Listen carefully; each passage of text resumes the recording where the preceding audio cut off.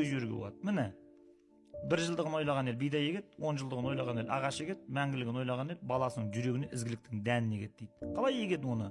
Пайғамбарымыз ұйықтап отыр еді, келді Жибрил оятып, тұр деп айтты. Не?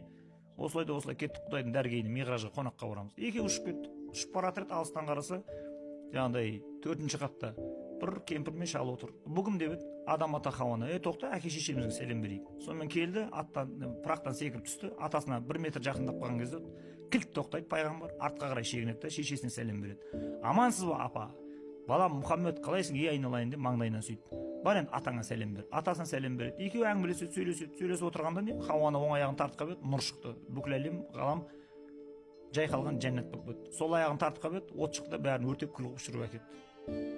Сосын тұрды ана, ата жолға тұға қылыңыз деді. Жарайды, ал жолдарың болсын деді, жіберді. Екеуі кетті. Жебірейіл періште айтады, сені Құдай сақтады дейді. Неге десе,